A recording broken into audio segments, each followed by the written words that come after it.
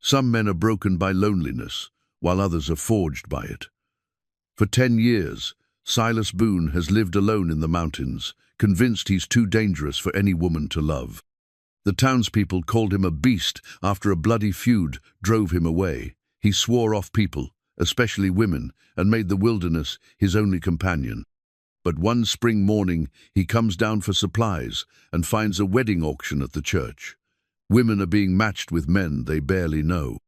Silas means to walk past until he sees Clara win at the altar, forced to marry the banker twice her age to pay her father's debts. Something wakes up inside him, something that's been sleeping for a decade. Before anyone can stop him, he walks into that chapel and announces, "I haven't seen a woman in 10 years." The room goes silent. Then he kisses Clara like his life depends on it and tells the preacher, "Marry us now." But can a mountain man who's forgotten how to be gentle win the heart of a woman who's forgotten how to trust?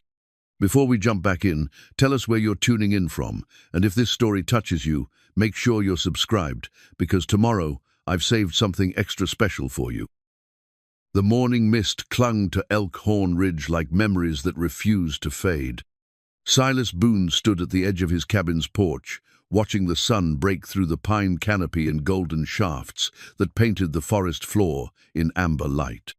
His hands wrapped around a tin cup of coffee bitter, black and strong enough to wake the dead. It was the same ritual he'd followed every morning for 10 years, 3 months and 16 days. Not that he was counting. The weathered hunting knife at his belt caught the morning light, its worn leather handle polished, smooth by decades of use. His father had given it to him on his 16th birthday, and his grandfather had carried it through the war. Now it was just another tool for survival, like the axe that split his firewood and the rifle that kept the wolves at bay. But sometimes, when the wind was still and the forest quiet, he could almost hear his father's voice, telling him that a man's blade was an extension of his soul. Silas ran a hand through his thick beard, feeling the coarse hair that had grown wild and untamed over the years. He was a big man, 6 feet 4 inches of solid muscle and weathered bone, with shoulders broad enough to carry a full-grown elk down the mountain. His hands were scarred from years of working with wood and metal, building and repairing everything he needed to survive alone. The townspeople had called him a giant even before the exile, but now he felt more like a ghost haunting these mountains. The feud that had driven him here seemed like a lifetime ago, though the memories still burned as sharp as winter wind. It had started over land, as these things always did.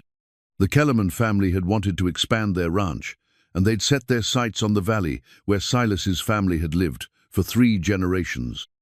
When his father refused to sell, the Kellermans had turned to other methods: burned barns, poisoned cattle, and finally, on a cold October night, they'd come for his father with torches and rope.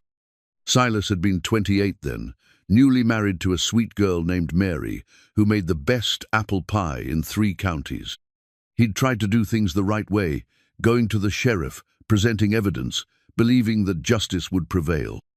But the Kellermans had money and influence, and the sheriff had been bought long before Silas ever walked into his office.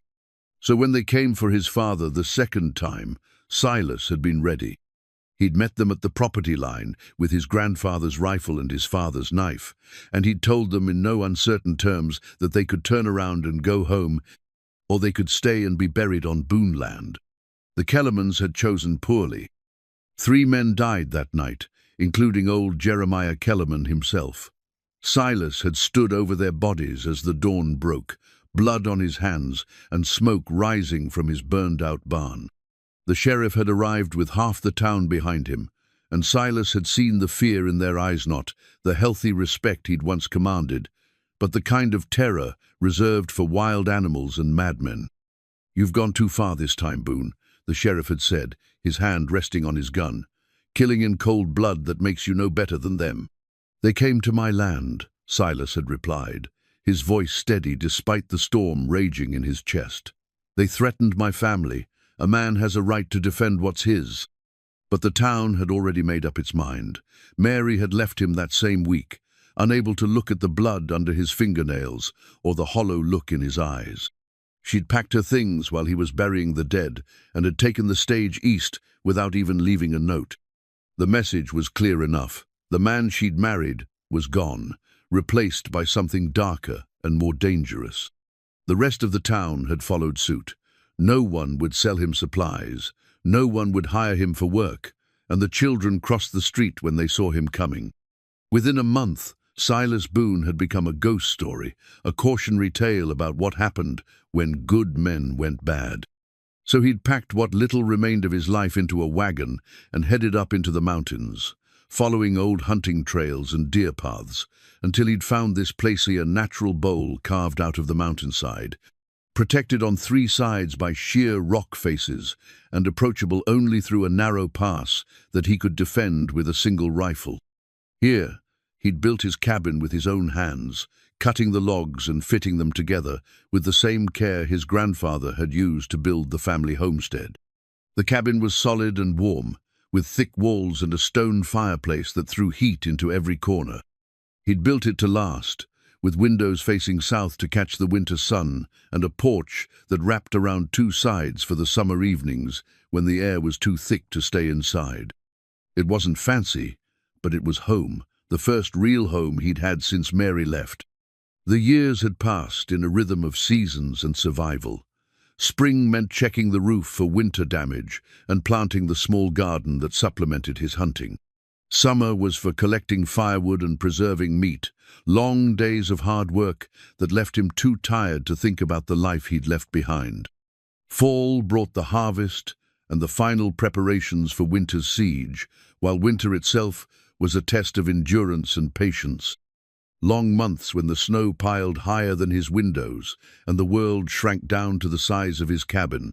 He'd learned to live with the silence.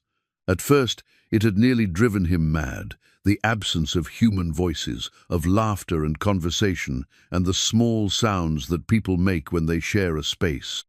He'd taken to talking to himself, then to the animals that visited his clearing, and finally to the mountain itself, carrying on long conversations with the wind and the trees as if they might answer back.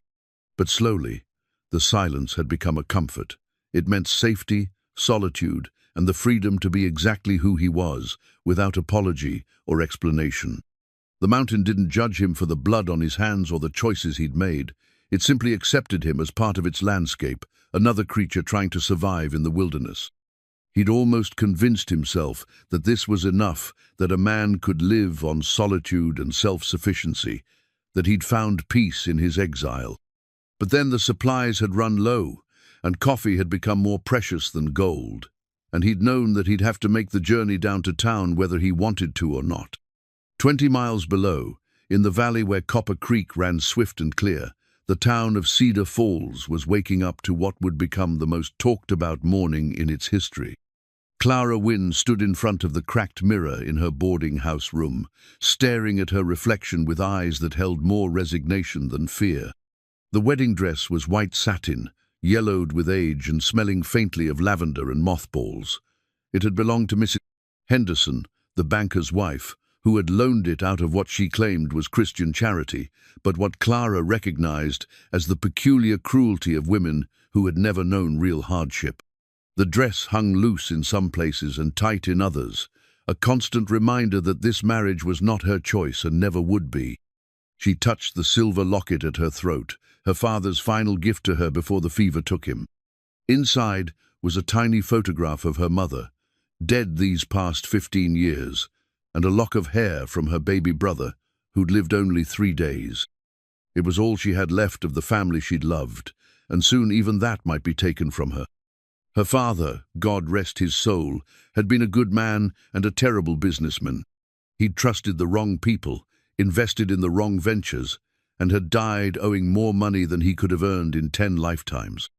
The debt had passed to Clara, as debts always did, and with it had come Banker Fitzgerald's increasingly urgent demands for payment.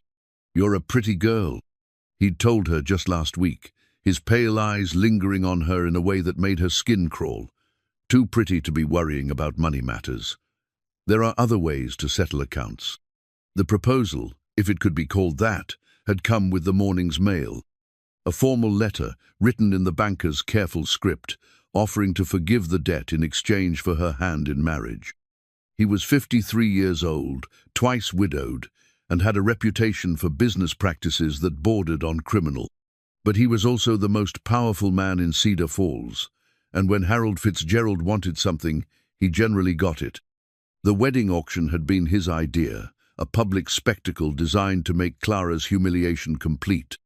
Under the guise of Christian charity, he'd announced that he was organizing a social event to help the unmarried women of the community find suitable husbands. The reality was crueler. It was a way to display his power and make sure everyone in town understood exactly who owned whom. Clara had tried to find another way. She'd spoken to every businessman in town, pleading for work or a loan, but Harold Fitzgerald's influence extended to every corner of Cedar Falls. No one would hire the daughter of a debtor, not when it might anger the man who held their own mortgages and business loans. So here she stood, preparing to walk down the aisle in a borrowed dress to marry a man she despised, all to pay for her father's mistakes. The irony wasn't lost on her.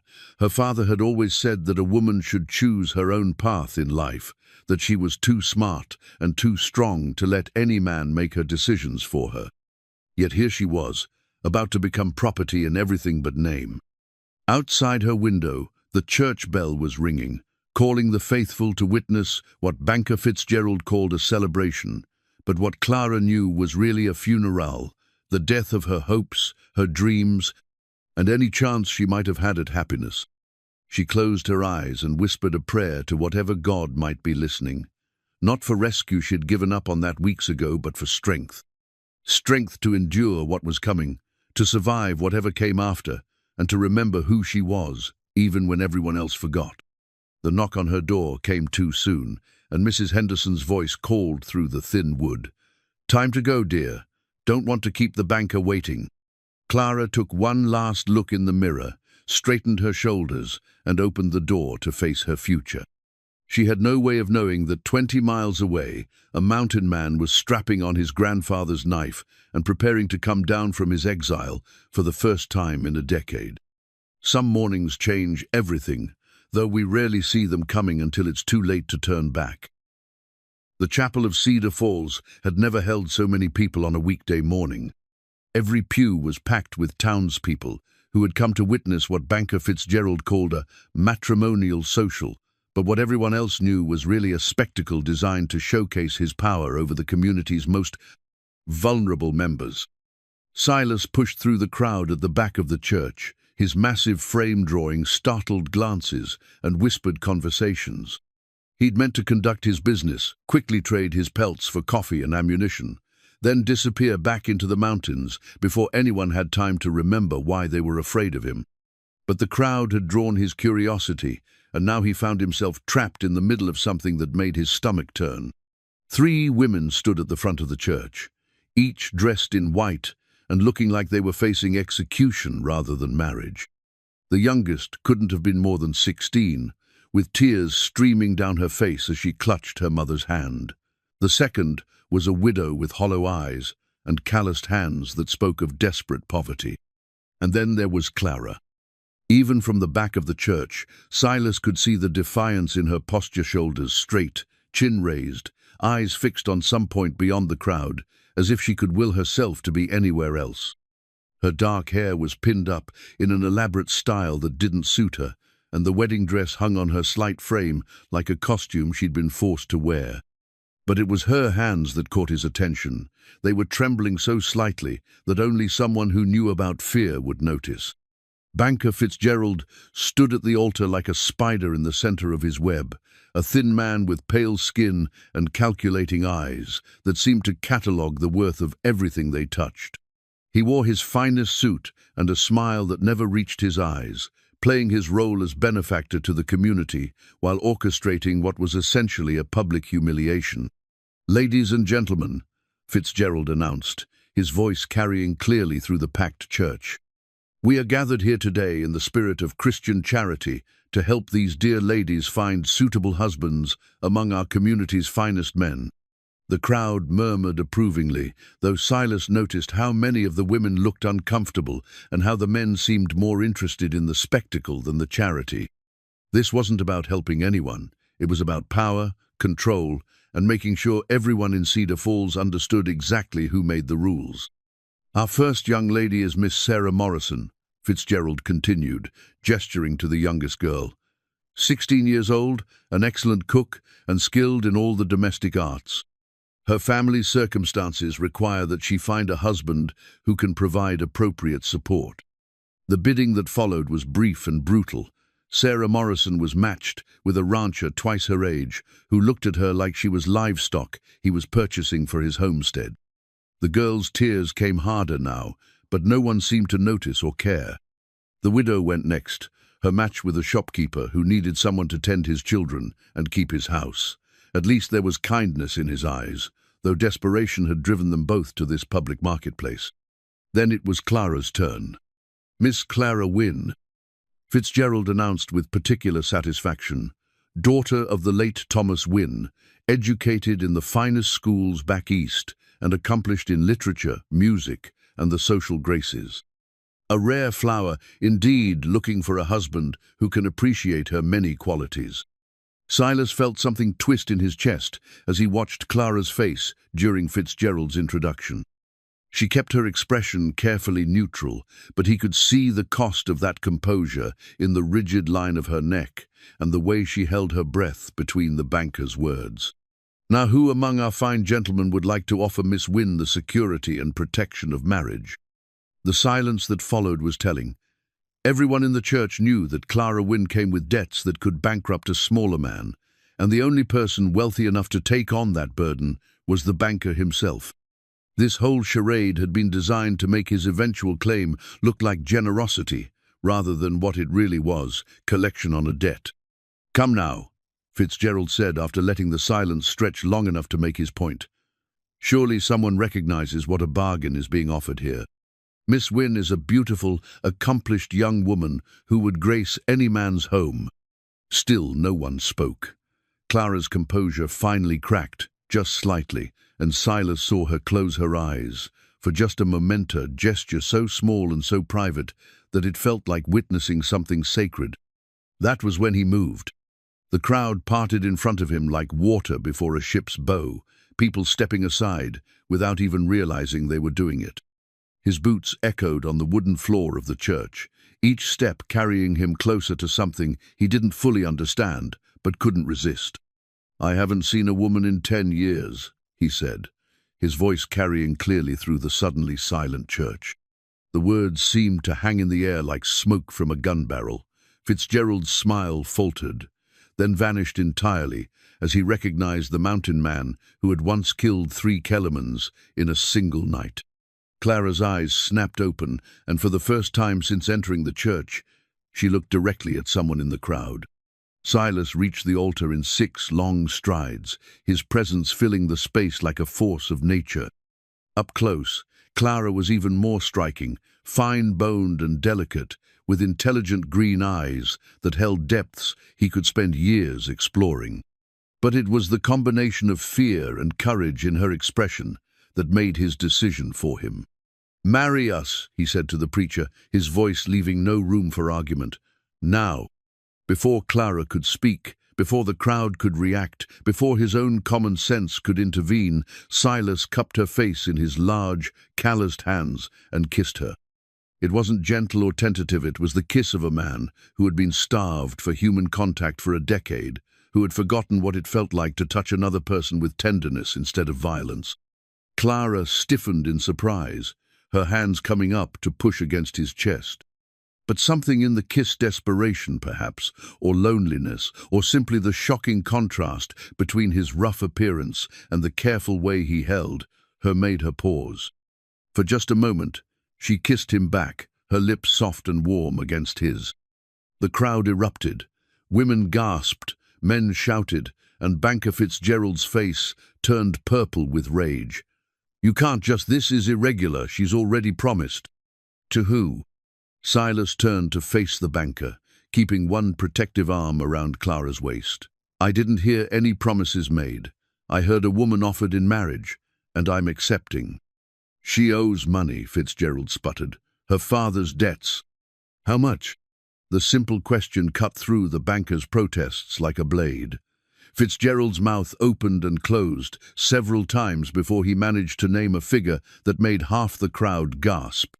Silas reached into his coat and pulled out a leather pouch, heavy with gold coins payment, for 10 years' worth of pelts and furs that he'd been saving for a purpose he'd never been able to name.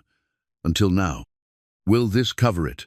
He poured the contents onto the altar, gold catching the morning light, streaming through the church windows.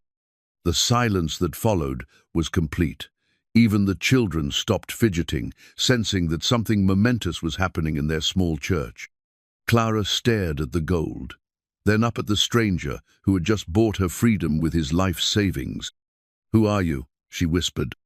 "Silas Boone," he replied, "and if you'll have me, I'd like to be your husband." The preacher, a nervous man named Father Mackenzie, who had never encountered anything like this situation in his seminary training, looked from Silas to Clara to the furious banker and back again. "Do you, Miss Wynne, take this man to be your lawfully wedded husband?" Clara looked into Silas's eyes, grey as winter storm clouds, but warm with something she couldn't quite identify. Behind her, she could feel Banker Fitzgerald's rage like heat from a forge, and she knew that if she refused this offer, her fate would be sealed forever. "I do," she said, her voice stronger than she felt. "And do you, Mr. Boone, take this woman to be your lawfully wedded wife?" "I do," Silas said without hesitation. Father Mackenzie's hands shook as he produced the marriage certificate, his pen scratching across the paper in the silence of the packed church. When it was done, when both their names were signed in black ink that seemed to bind them together more surely than chains, he looked up with something like relief. "By the power vested in me by the territory of Montana, I now pronounce you husband and wife." The marriage certificate lay on the altar between them, still wet with ink, a legal document that had just changed both their lives forever. Clara stared at it as if it might disappear, this piece of paper that represented her freedom from Banker Fitzgerald and her binding to a man she'd met 5 minutes earlier. Silas folded the certificate carefully and tucked it into his coat pocket, then offered Clara his arm. "Shall we go, Mrs. Boone?" The name hit her like a physical blow, Mrs. Boone. She was married to a stranger, a mountain man who had just spent his life savings to buy her freedom from another man's debt. The magnitude of what had just happened began to settle over her like a heavy blanket. But as they walked down the aisle together, past the stunned faces of her neighbors and the apoplectic rage of Harold Fitzgerald, Clara felt something she hadn't experienced in months: hope. It might be foolish, it might be dangerous, but for the first time since her father's death, her future was not entirely written by someone else's hand. The marriage certificate rustled in Silas's pocket as they stepped out into the spring morning, a legal bond between two strangers who had just bet their lives on a moment's impulse and a kiss that tasted like freedom. The journey up the mountain passed in a silence, broken only by the clip-clop of Silas's horse and the creaking of the wagon wheels over rough stone. Clara sat beside her new husband on the wooden bench, her hands folded in her lap, acutely aware of every bump and jolt that brought her further from everything she'd ever known. Her city shoes, delicate leather things with tiny buttons and narrow heels, were already proving inadequate for this new life. They'd been designed for drawing rooms and church floors, not for the rocky mountain paths where a single misstep could mean a twisted ankle or worse. Already she could feel them pinching her feet, and they hadn't even reached his cabin yet. Silas seemed to sense her discomfort without looking at her directly. "It's not much further," he said, his deep voice carrying easily over the sound of the wagon. "Another hour, maybe less." Clara nodded, not trusting her voice. The reality of what she'd done, what they'd both done, was beginning to settle in her mind, like sediment in still water. She was married to a man she'd never spoken to before today, heading to a place she'd never seen, to begin a life she couldn't even imagine. The mountain air was thin and cold, carrying scents she didn't recognize: sap, wild flowers, and something else that might have been snow, even though it was late spring. The forest pressed in around them on both sides of the narrow trail. Ancient trees that had stood here since before her grandfather was born, their branches so thick they blocked out most of the sky. "You're not what I expected," Clara said finally, the words escaping before she could stop them. Silas glanced at her, one eyebrow raised. "What did you expect?" "I don't know. Someone more." She gestured vaguely, searching for the right words. "More brutal, I suppose. The stories people tell about you in town are probably true," he finished quietly. "I've done things, Mrs. Boone. Killed men who needed killing, but killed them all the same. If that frightens you, I understand." The formal way he called her Mrs. Boone sent a strange shiver through her. She was used to being Miss Wynne, the banker's debtor, the daughter of a failed businessman. Boone felt like putting on someone else's clothes. It might fit, but it would take time to feel natural. "Are you going to hurt me?" she asked, the question coming out smaller than she intended. Silas pulled the wagon to a stop so abruptly that Clara had to grab the bench to keep from sliding forward. He turned to face her fully, his grey eyes serious and intent. "Never," he said, and something in his tone made her believe him completely. "I may be a lot of things, Clara Killer, an exile, a man who's forgotten how to live around people, but I'm not the kind of man who hurts women. My mother raised me better than that, and my father would roll over in his grave if I ever laid a hand on you in anger." The use of her first name instead of the formal Mrs. Boone made something tight in her chest loosen slightly. "Then why?" she asked. "Why did you marry me? You don't know anything about me." Silas was quiet for a long moment, looking out at the forest as if it might provide answers. "I saw you standing there," he said finally, "and you looked the way I felt, trapped, alone, with no good choices left. I've been alone for 10 years, Clara. I'd forgotten what it felt like to want to protect something besides myself."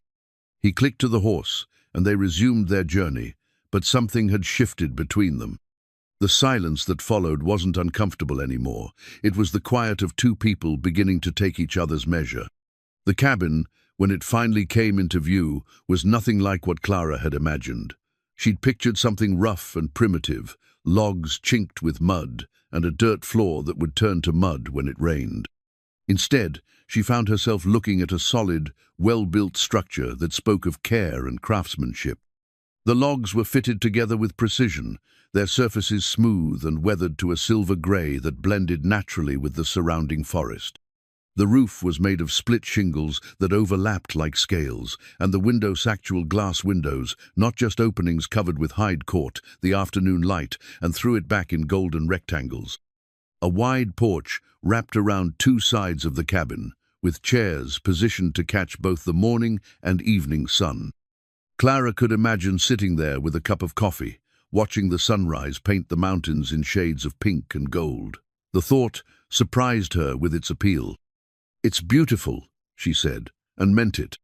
Silas looked pleased by her reaction, though he tried to hide it. "Built it myself," he said with quiet pride. "Took most of the first 2 years, but I wanted it done right. A man needs a home that'll last."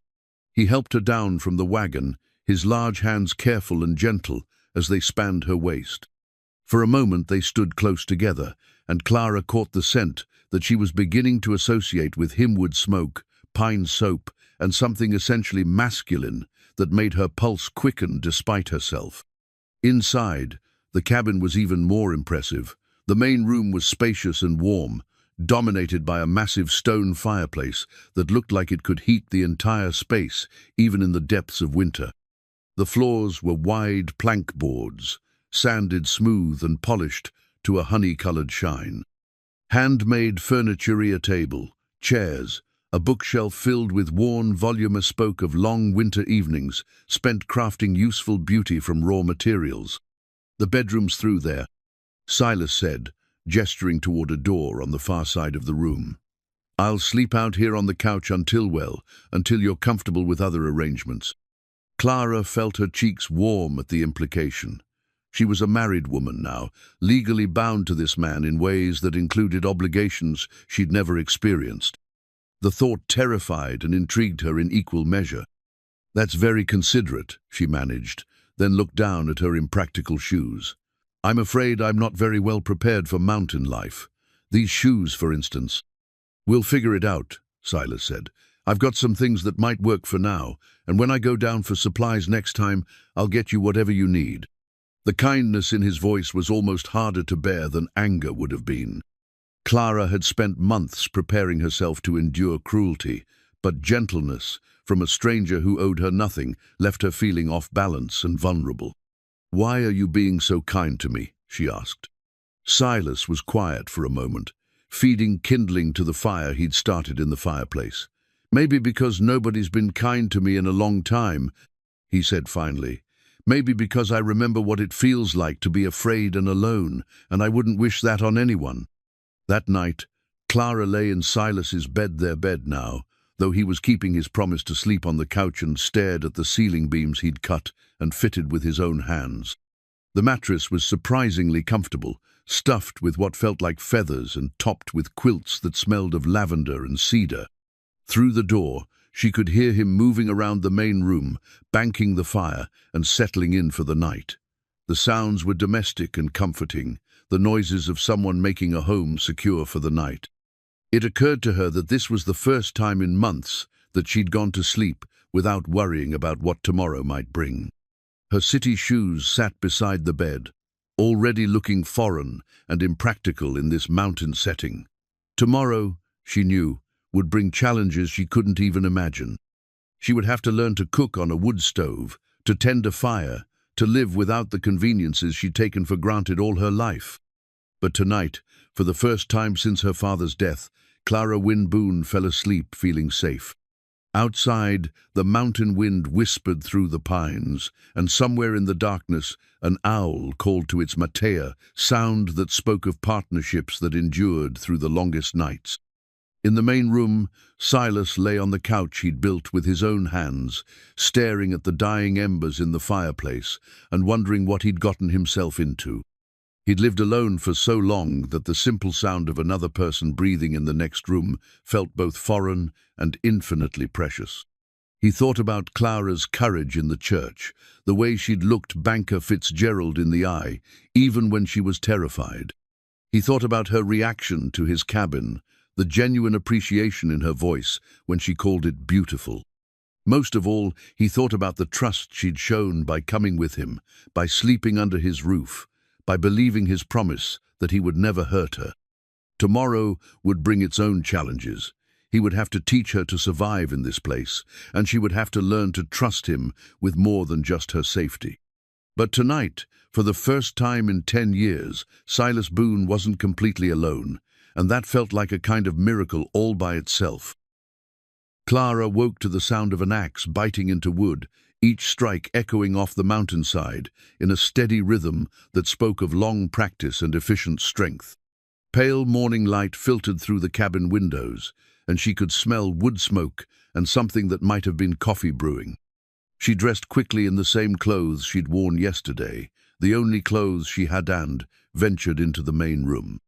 Through the window, she could see Silas splitting logs with methodical precision, his shirt already damp with sweat despite the cool morning air. Each swing of the axe sent wood chips flying, and the pile of split logs beside him grew steadily larger. The coffee was indeed brewing in a pot suspended over the fire, filling the cabin with a rich aroma that reminded Clara she hadn't eaten since yesterday morning. Her stomach growled loudly enough that she pressed a hand to it in embarrassment, though there was no one around to hear. "Good morning," Silas said, appearing in the doorway with an armload of freshly split wood. "I hope I didn't wake you with the chopping." "Good morning," Clara replied, suddenly self-conscious about her appearance. She'd slept in her hairpins, and she could feel loose strands escaping around her face. "The coffee smells wonderful." "It's strong," he warned, setting down the wood and moving to pour her a cup. "I've gotten used to making it thick enough to float a horseshoe. Might want to add some water to thin it down." Clara accepted the tin cup gratefully, wrapping her hands around its warmth. The coffee was indeed strong, bitter and dark as creek water, but it was hot and caffeinated, and after the events of yesterday, she needed both. "I should probably learn to make coffee," she said, taking another sip and trying not to wince at the strength. and breakfast. And, well, everything really. I'm afraid my education didn't include much practical housekeeping. Silas studied her over his own cup, his grey eyes thoughtful. What did it include? Literature, mostly. Music, I play piano, though I doubt that will be much use up here. French, which is even less useful.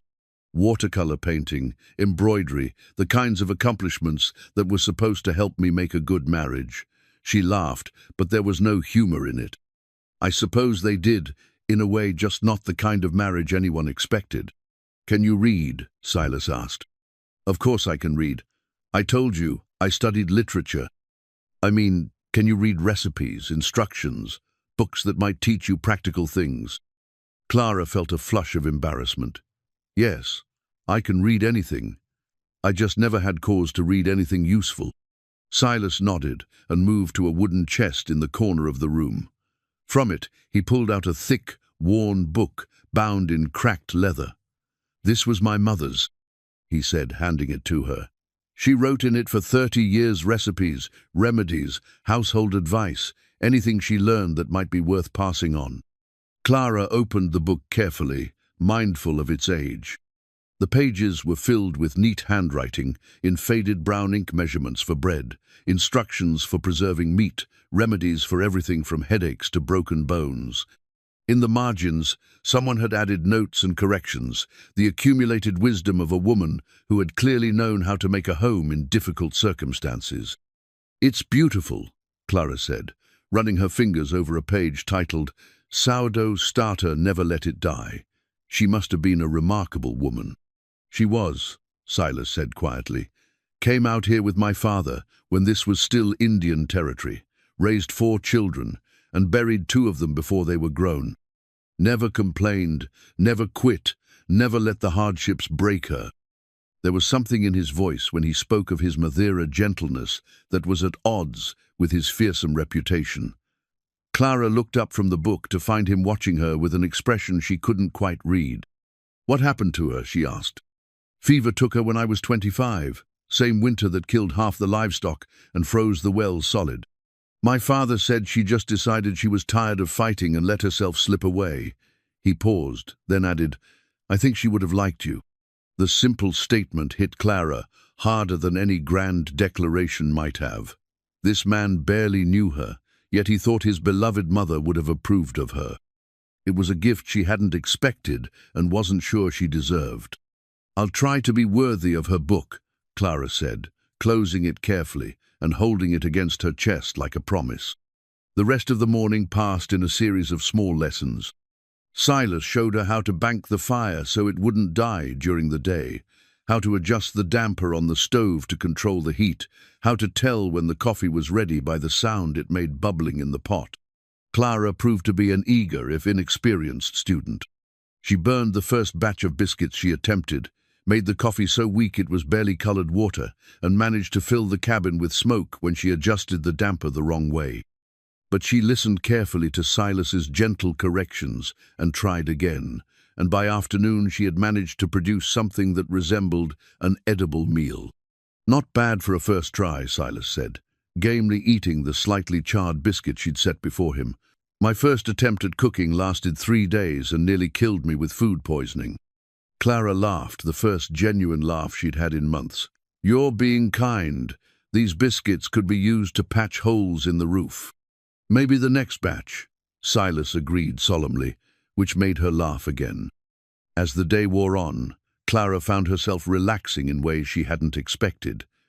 There was something soothing about the rhythm of domestic tasks, the simple satisfaction of learning to do things with her hands.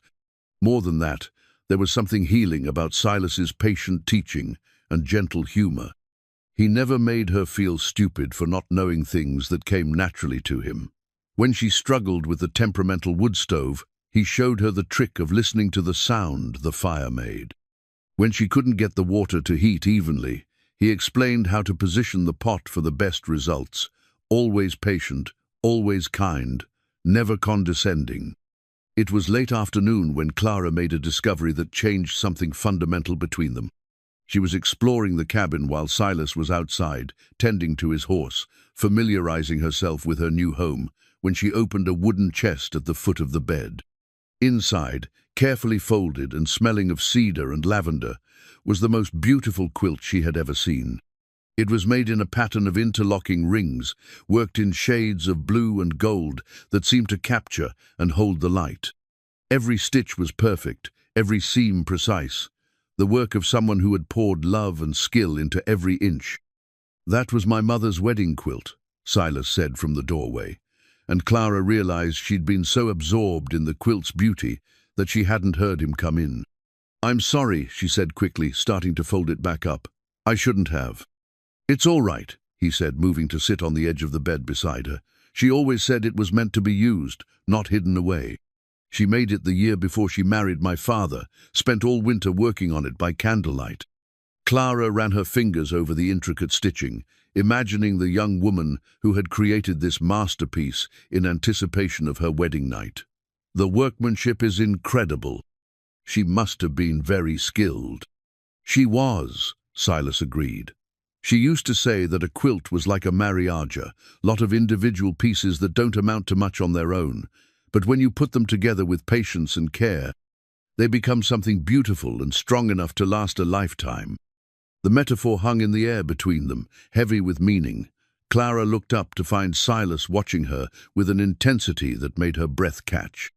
For a moment, she thought he might reach for her, might close the distance between them and turn their marriage of convenience into something more real.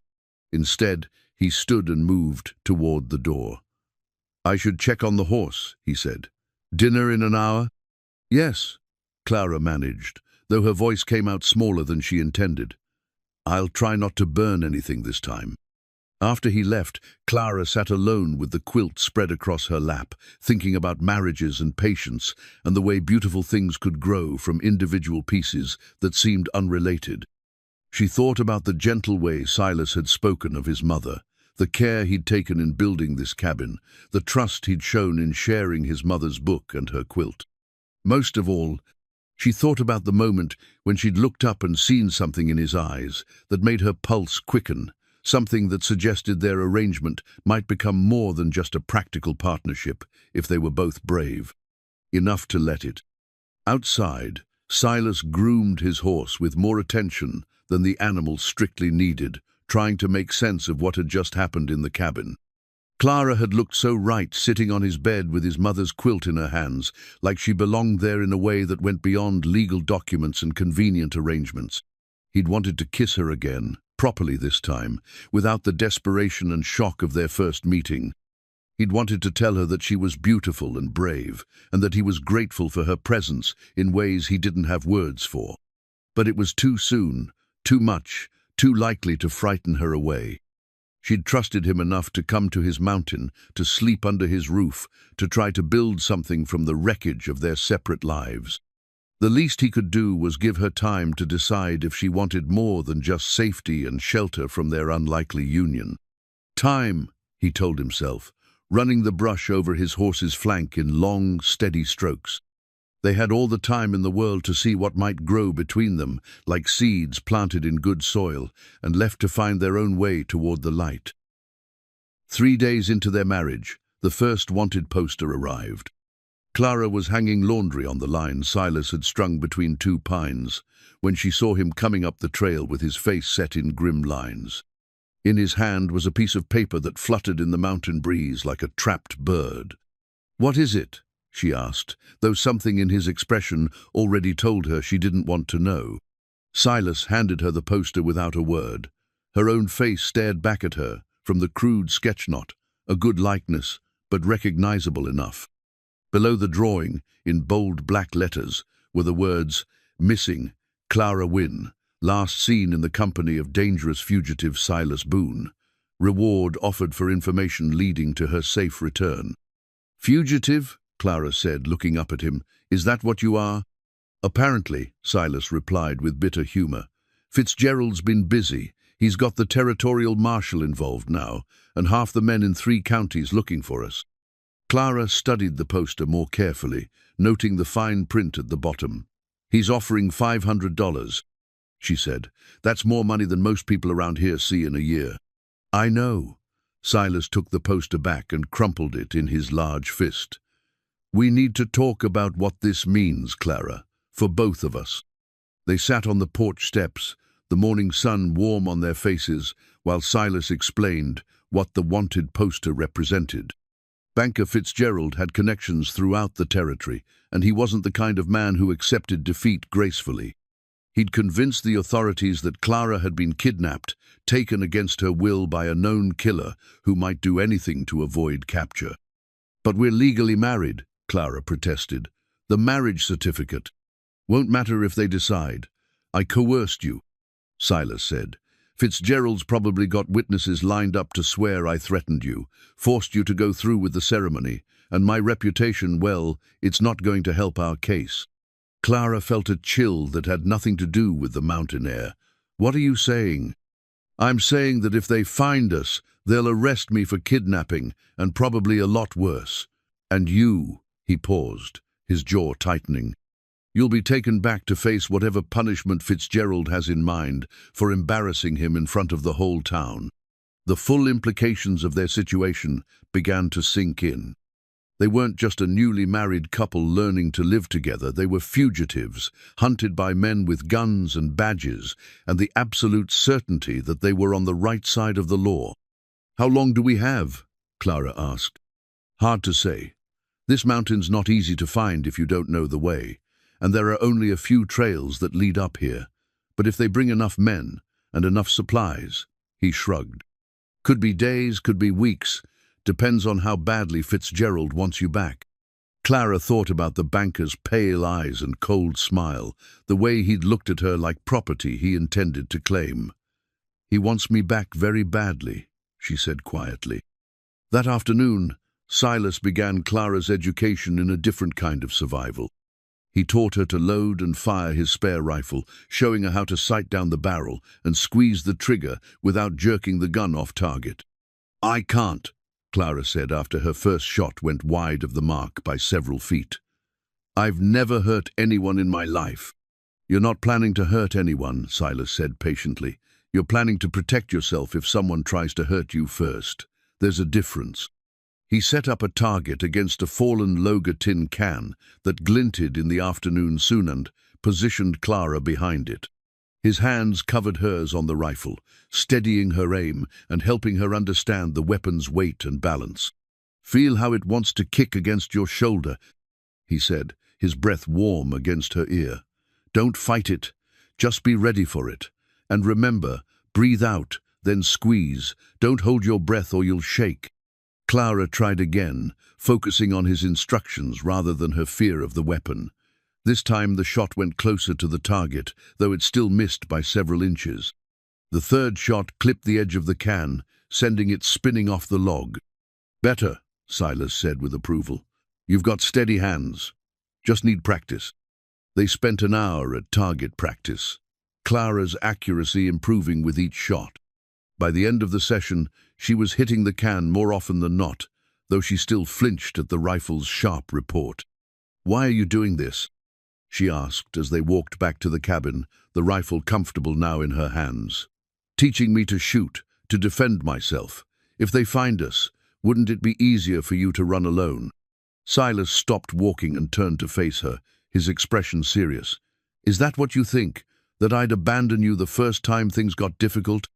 "I don't know what to think," Clara admitted. 3 days ago we were strangers. You don't owe me anything."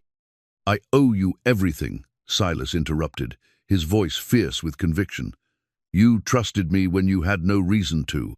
You came to my mountain, slept under my roof, tried to make a life with a man everyone else fears. You think I'd repay that trust by running away when you need me most?" Clara stared at him, seeing something in his eyes that made her heart race. This wasn't about legal obligations or convenient arrangements anymore. Somewhere in the past 3 days, their marriage of necessity had begun to transform into something deeper and more real. "What are you saying?" she asked softly. "I'm saying that you're my wife, Clara Boone, not just on paper, but in every way that matters. And I protect what's mine." The possessive edge in his voice should have frightened her, but instead it sent a warm shiver through her chest. She'd spent months feeling helpless, at the mercy of forces beyond her control. But standing here with a rifle in her hands and a man beside her who would fight the world to keep her safe, Clara felt something she hadn't experienced since her father's death: power. That evening, they sat by the fire planning their defense. Silas had sketched a rough map of the approaches to his cabin, marking the narrow trails and the places where a few well-positioned shots could hold off a much larger force. "The advantage is ours, as long as we stay up here," he explained, pointing to the various defensive positions. "They'll have to come single file through the pass, and we can see them coming from half a mile away. But if they manage to surround us, if they get close enough to the cabin, we'll deal with that if it happens," Clara said, surprised by her own calm. "How many men do you think Fitzgerald will send?" "Depends on how much he's willing to spend. Professional bounty hunters don't come cheap, but if he wants to be sure of success—" Silas shrugged. "Could be anywhere from 3 men to 30. Clara studied the map, trying to think strategically rather than emotionally. "What about supplies? If we're going to be under siege, we'll need food, water, ammunition." "Food and ammunition we have plenty of," Silas said. "Water might be a problem if they cut off access to the spring, but there's a cistern under the cabin that should last us a week or 2 if we're careful." They talked late into the night, planning contingencies and discussing possibilities neither of them wanted to consider. But through it all, Clara was aware of the change that had occurred between them. They were no longer polite strangers sharing a cabin. They were partners, allies, a team united against a common threat. When they finally went to bed, Silas paused at the threshold of the main room. "Clara," he said, not looking at her directly, "if something happens to me, if they get past the defenses, there's a cache hidden under the floorboards behind the stove. Gold, ammunition, enough supplies to get you to Canada if you have to run." "Nothing's going to happen to you," Clara said firmly.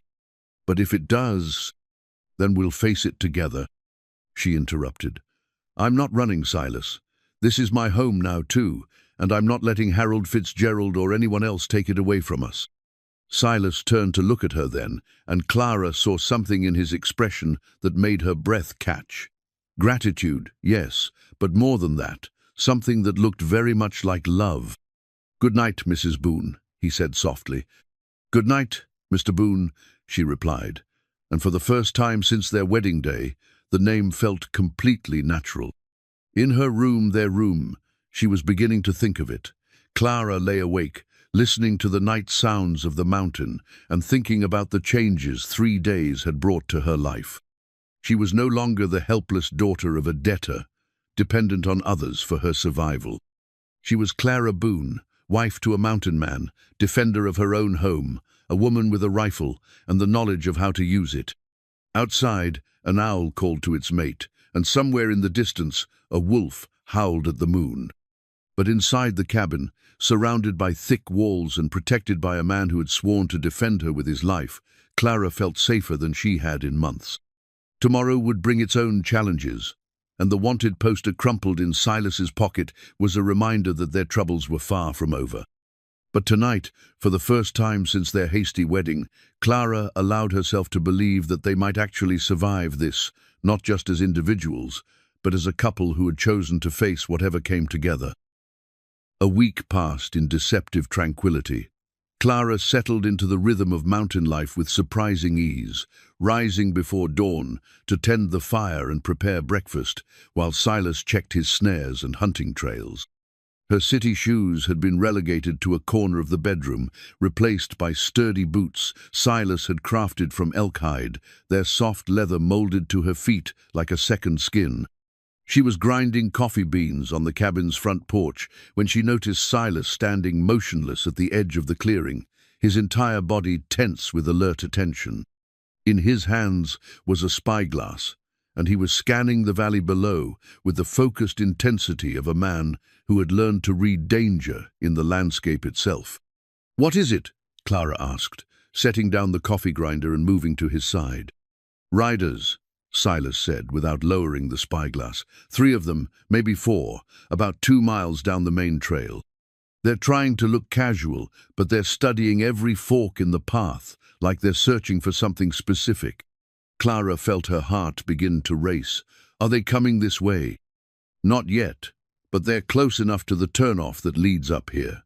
Silas collapsed the spyglass and tucked it into his belt. We need to be ready. The next hour passed in swift, efficient preparation. Clara loaded both rifles, while Silas secured anything outside the cabin that might indicate their presence. The laundry line, tools that had been left in the yard, even the wood chips from his morning chopping.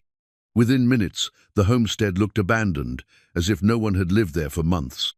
"Remember what we practiced," Silas said as they took their positions at the cabin windows. "Don't shoot unless I give the signal. And if shooting starts, aim for center mass. Don't try to be fancy." Clara nodded, checking her rifle's load for the third time. Her hands were steady, but she could feel her pulse hammering in her throat. Through the window, she had a clear view of the narrow trail that led up to their clearing, the only approach that didn't require scaling sheer rock faces. They waited. The silence stretched until Clara began to wonder if she'd imagined the tension in Silas's voice.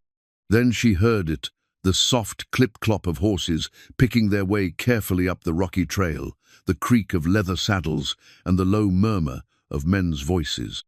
"Stay calm," Silas whispered from his position at the front window. "Let me do the talking."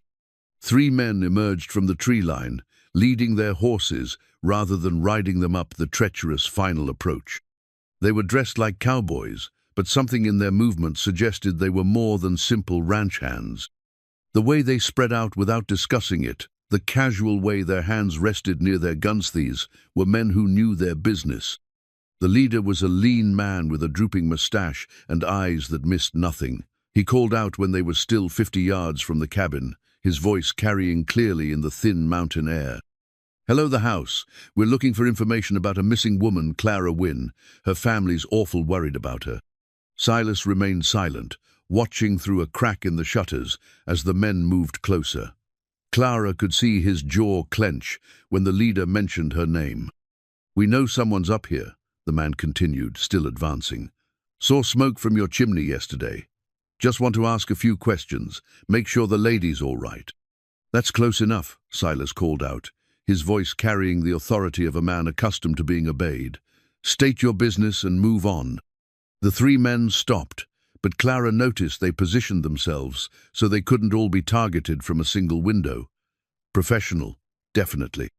"Name's Carter," the leader said. "I'm a deputy territorial marshal, and these are my associates.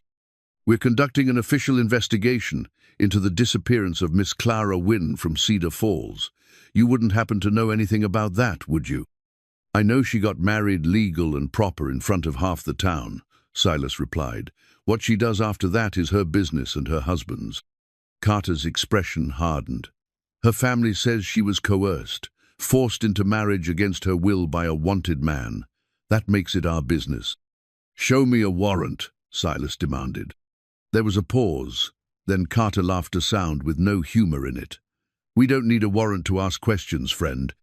But we've got authority to search any property where we suspect a crime's been committed." Clara felt her grip tighten on the rifle.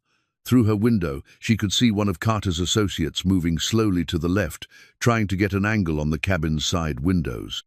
The careful way he moved suggested he knew exactly what he was doing. "You can ask your questions from where you stand," Silas said. "But you take one more step toward this cabin, and we're going to have a problem." "We?" Carter asked, his voice sharpening with interest. "Who's we, Mr. Boone? You got someone in there with you?" The question hung in the air like smoke from a gun barrel.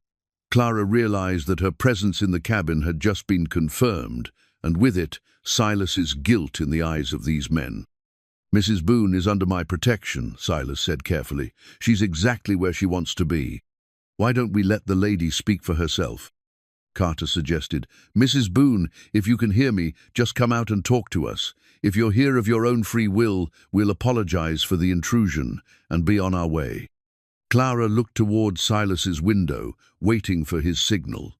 But he was focused entirely on the men outside, his rifle barrel resting on the windowsill in clear warning. The silence stretched until Carter's patience apparently ran out. "All right, boys," he said to his companions. "Looks like we're going to have to do this the hard way." Clara saw the deputy on the left start to move toward the cabin's blind spot, and she knew their time for talking was over. But before she could warn Silas, another voice cut through the tension female, clear and stronger than she'd expected. "I can speak for myself, thank you." The words were out of Clara's mouth before she fully realized she'd spoken. Through her window, she saw all three men turn toward the sound of her voice, their hands moving instinctively toward their weapons. "Ma'am," Carter called out, his tone shifting to something meant to be reassuring. "Are you Mrs. Clara Wynne?" "I'm Mrs. Clara Boone," she replied, emphasizing the surname. "And I'm exactly where I choose to be. Your family's worried about you, ma'am. They say you were forced into marriage against your will." Clara felt a flash of anger hot enough to surprise her. "My family is dead, Mr. Carter.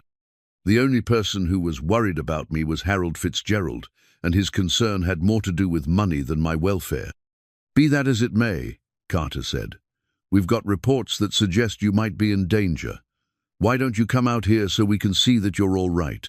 So you can drag me back to Cedar Falls and hand me over to the banker who tried to buy me like livestock." Clara's voice carried a bite that made even Silas glance toward her window in surprise. "I think not." She could feel the shift in the men's attitudes, the way their casual deference transformed into something harder and more determined. They'd come here expecting to find a helpless victim grateful for rescue. Instead, they'd found a woman who sounded very much like she was defending her home against invaders. "Mrs. Boone," Carter said, his tone losing all pretense of friendliness, "I'm afraid I'm going to have to insist that you come with us. There are serious questions about the circumstances of your marriage, and they need to be answered in a proper court of law." "The only serious question," Clara replied, "is why three armed men think they have the right to invade private property and threaten a legally married woman." She could see Silas's shoulders shake slightly, and she realized he was struggling not to laugh, despite the danger they faced. The sound gave her courage to continue. "But if you're concerned about my welfare," she added, "you should know that I've learned to shoot quite well since coming to the mountain, and unlike my husband, I don't have a reputation for mercy to maintain." The threat hung in the mountain air like the promise of a storm. Carter and his men exchanged glances that spoke of quick decisions and changed plans. "All right, Mrs. Boone," Carter said finally, "you've made your position clear, but this isn't over. There are people in Cedar Falls who won't accept your word alone, and they've got the law on their side."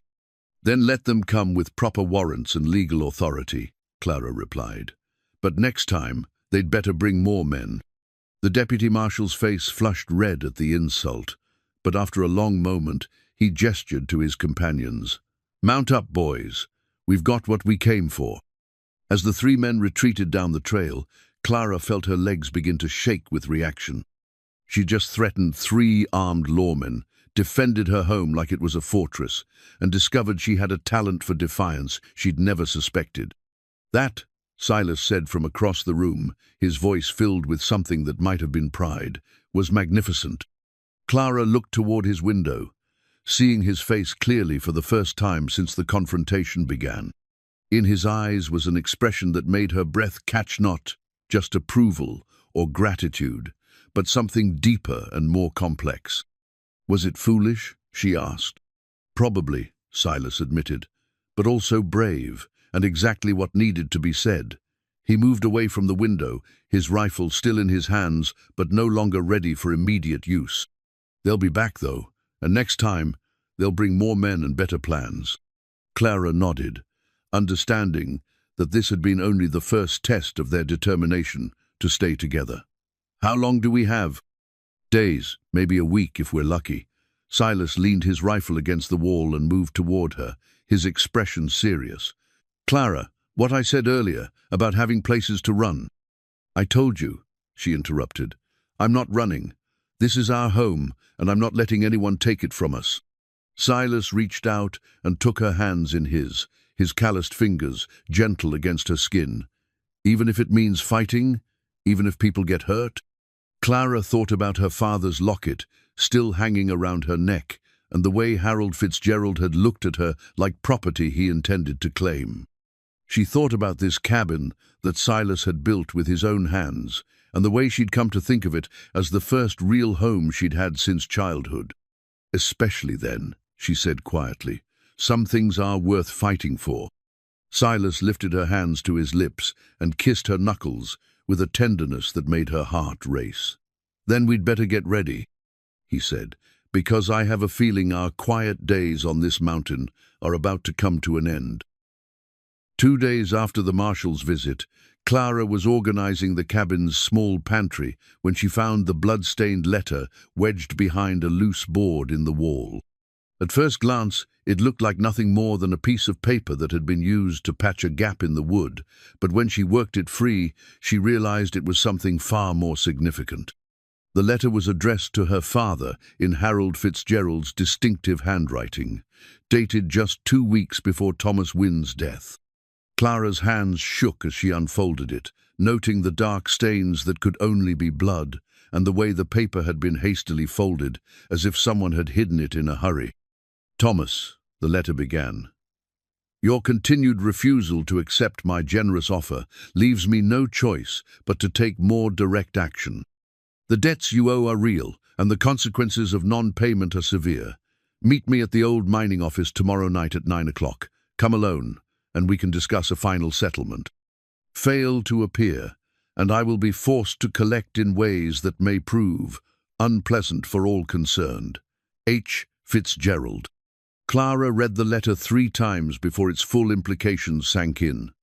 The date was written the night before her father had been found dead in his bed, supposedly succumbed to fever. But there had been no fever, no illness that anyone could remember. Her father had simply gone to sleep healthy and failed to wake up, a tragedy everyone attributed to his weak heart and the stress of his financial troubles. "Silas," she called, her voice carrying a tremor she couldn't control. He appeared in the doorway immediately, alerted by something in her tone. "What is it?" Clara handed him the letter without speaking, watching his face as he read. She saw his expression darken with each word, his jaw clenching until she could see the muscles jumping beneath his beard. "Where did you find this?" he asked quietly.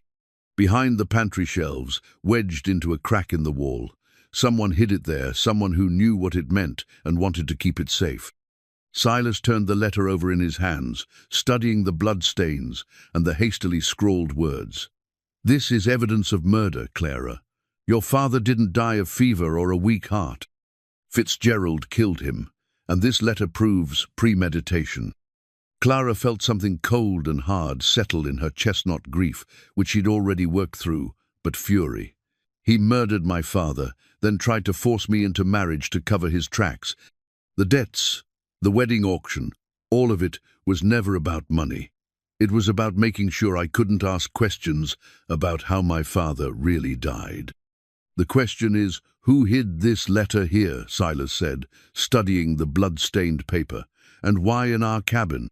Clara thought about the timing, the carefully folded paper, the way it had been concealed behind a board that looked loose but was actually wedged tight. It had to be someone who knew about this place, someone who could get up here without being seen, and someone who wanted to make sure the truth came out eventually. Silas added, "This isn't the hiding place of someone who wanted the evidence destroyed. This is someone who wanted it preserved." They spent the afternoon searching the cabin more thoroughly, looking for other signs that someone had been there before them. What they found painted a picture that neither of them had expected. In the root cellar, tucked behind a barrel of salt pork, they discovered a small cache of supplies, coffee, ammunition, and a bag of gold coins. Hidden under a loose floorboard near the fireplace was a second letter, this one in a different handwriting and addressed to Silas. "If you're reading this," the letter began, "then Clara found the evidence I left for her, and you've both figured out that Thomas Wynn was murdered. My name is Jacob Morrison. I was the night clerk at Fitzgerald's bank, and I saw things I shouldn't have seen. By the time you read this, I'll probably be dead, but I wanted someone to know the truth." Clara gasped. "Morrison, that's the name of the girl at the wedding auction. Sarah Morrison." "His daughter," Silas said grimly, continuing to read. He says here that Fitzgerald killed your father because Thomas discovered the banker had been embezzling from the town's emergency fund. Your father threatened to expose him, so Fitzgerald lured him to a meeting and poisoned him with arsenic. The letter went on to detail other crimes loans that were never actually made but still collected on, foreclosures on properties that weren't actually in default, and a pattern of theft and fraud that went back years. Jacob Morrison had documented it all, keeping careful records of Fitzgerald's crimes, while the banker thought he was just a harmless old man who cleaned the offices at night. Morrison knew he was in danger, Silas said, reaching the end of the letter. He says Fitzgerald was getting suspicious, asking questions about who had access to the bank records. So he gathered all the evidence he could, hid copies in several places, and waited. "But why here?" Clara asked. "Why our cabin?" The answer came in the letter's final paragraph. "I've heard stories about Silas Boone, about what happened with the Kellermans and why he went to the mountain. People call him a killer, but I knew his father, and I know what kind of man raised him. If something happens to me, I'm trusting that the mountain man will do right by my evidence and my daughter. There's no law in Cedar Falls that Fitzgerald can't buy, but there's still justice in men who remember what it means to protect the innocent." Clara felt tears prick her eyes as she thought about Jacob Morrison, a quiet night clerk who had risked everything to gather evidence against a corrupt banker. "He died trying to protect his daughter from the same fate I faced. And he succeeded," Silas said, folding the letter carefully. "Sarah Morrison was matched with a rancher, not Fitzgerald. The old man made sure his daughter had a way out, even if he couldn't save himself." Clara stood up abruptly, pacing to the window and staring out at the mountain landscape that had become her home. "We have to go back," she said quietly. "What?" "We have to go back to Cedar Falls. This evidence, it's not just about my father anymore. It's about every family Fitzgerald has destroyed, every person he's cheated or threatened or killed. We can't just hide up here while he continues to hurt people." Silas was quiet for a long moment, studying her profile against the window light. "Going back means facing those marshals again. It means walking into a town where half the people think I'm a dangerous fugitive and the other half are afraid to cross Fitzgerald." "I know," Clara said, turning to face him. "But it also means clearing your name and mine. It means making sure Harold Fitzgerald pays for what he's done, not just to us, but to everyone. It's dangerous, Clara. More dangerous than staying here and defending our mountain." Clara walked back to where he sat, taking his hands in hers. "You told me once that some things are worth fighting for. Well, this is one of them. Justice for my father, protection for people like Sarah Morrison, and the right to live our lives without looking over our shoulders for marshals with false warrants." Silas studied her face, seeing the determination there and the strength that had grown over their weeks together. This wasn't the frightened woman who had stood at the altar in a borrowed wedding dress. This was Clara Boone, his partner and equal, a woman who had found her courage and was ready to use it. "When do we leave?" he asked. "Tomorrow," Clara said without hesitation, "before Fitzgerald has time to consolidate his position or silence any other witnesses." That night, they made their preparations with the methodical care of people who understood the stakes. Clara packed the evidence in a waterproof pouch, including both letters and several of the documents Jacob Morrison had hidden with them. Silas cleaned and loaded their weapons, checking every mechanism and counting their ammunition twice. "There's something else we need to discuss," Silas said as they worked. "Once we go back down that mountain, everything changes between us." Clara looked up from the supplies she was organizing. "What do you mean?" "I mean that up here, we've been able to take our time, to let our marriage grow naturally without pressure from outside. But down there, in front of the whole town, we're going to have to present a united front. People are going to be watching us, judging whether our marriage is real or just a convenient arrangement." Clara felt her cheeks warm, understanding the implication. "Are you asking if I'm prepared to be your wife in every sense of the word?" "I'm asking if you want to be," Silas said quietly. "Because if we're going to convince anyone that what we have is real, it has to actually be real." No more sleeping in separate spaces, no more polite distance. We'll be partners in every way that matters. Clara thought about the past weeks, about the gradual deepening of trust and affection between them. She thought about the way her heart raced when he smiled at her, the way she felt safe and protected in his presence, and the growing certainty that what had started as a marriage of convenience had become something much more precious. "Yes," she said simply, "I want to be your wife, Silas, in every way that matters." Something shifted in his expression: surprise, relief, and something deeper that made her pulse quicken. He reached for her then, cupping her face in his hands with the same gentle care he'd shown that first day in the church. "Are you sure?" he asked. "Because once we take this step, there's no going back. You'll be mine, Clara, and I'll be yours, and not all the marshals and bankers in the territory will be able to change that." "I'm sure," Clara whispered, rising on her toes to close the distance between them. Their second kiss was nothing like their first. Where that had been desperate and public and driven by impulse, this was slow and deliberate and private, the kiss of two people who had chosen each other with full knowledge of what that choice meant. When they finally broke apart, Clara felt something settle into place in her chest, a sense of completeness she'd never experienced before. Tomorrow they would face danger and uncertainty, but tonight they were simply husband and wife, bound together by choice and sealed by a love that had grown in the mountain air like wildflowers, finding purchase in rocky soil. The blood-stained letter lay on the table nearby, evidence of murder and corruption that would change everything. But for now, in the warm light of their cabin, Clara and Silas held each other and prepared to face whatever came next as partners in the truest sense of the word. Dawn broke grey and cold over Elkhorn Ridge, the mountain mist clinging to the valleys like smoke from a dying fire. Clara stood on the cabin porch for the last time, watching the sunrise paint the peaks in shades of rose and gold, while Silas loaded their horses with the supplies they would need for the journey down. In her hands was his grandfather's rifle weapon that had seen 3 generations of Boone men through wars and feuds and frontier justice. The wood was worn smooth by decades of handling, and the metal bore the patina of age and careful maintenance.